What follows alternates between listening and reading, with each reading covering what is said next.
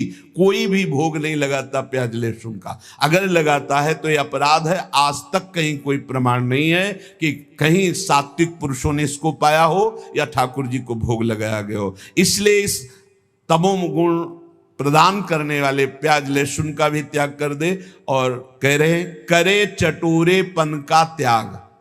प्राण को शुद्ध करने के लिए ये बाजारू चीजें खाने की जो चटोरापन बन गया है वो प्रेम प्राप्ति की ठीक वृत्ति नहीं है कि आप बाहरी चीजें, आपको अगर भोग ही लगाना है तो आप अपने घर में जो रूखा सूखा बनाइए, भाव से भोग। ये केवल ये 2 अंगुल जबान की बात है, गले के यहाँ से गया ना वो खट्टा मीठा सब बेकार हो गया, वो मल बन जाएगा। इसी की केवल इसको स्वाद दो हरि नाम का, राधा नाम का। ये चटोरेपन का त्याग करो। ये ज्यादा चटोरापन रजोगुण तमोगुण प्रकट करके भोग वासनाओं में भ्रमित करता है। ये ऐसा नहीं, बहुत सावधानी।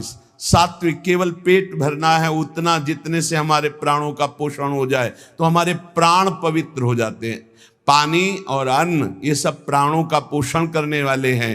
वायु प्राण पोषण, अन्न प्राण पोषण, जल प्राण पोषण। तो हमारा वातावरण, हमारा जल, हमारा अन्न बहुत बड़ा प्रभाव करता है भजन में।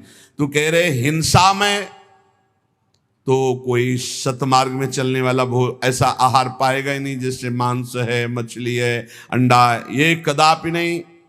फिर अशुद्ध भोजन, तमोगुणी भोजन, प्याज लहसुन आदि पड़े हुए, या एक बार जिस रसोई में मांस बन गया उसमें खीर पूड़ी बना के आपको दी जा रही कि ये बड़ा सात्विक भोजन, हम नहीं पा सकते उस रसोई का, क्योंकि रसोई ही अशुद्ध हो गई। जहां एक बार मांस रांधा गया वो पात्र, वो रसोई अब हमारे योग्य नहीं रही।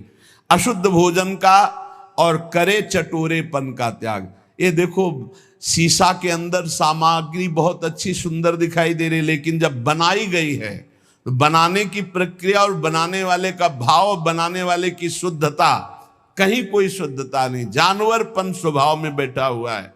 कोई बिरला है कि थोड़ा सात्विक भाव, नहीं तो अशुद्धता ही अशुद्धता है। आप देख लो तो आप खाओगे नहीं। पर वो आज का समय हो गया है कि केवल बुद्धि, रसेंद्री, जनेन्द्री के भोगों में तृप्ति का अनुभव करने वाली, इसलिए पवित्रता का तो निर्णय ही नहीं कर सकती। सादा शुद्ध सुभोजन सात्विक करे स्वाद का तज कर राग।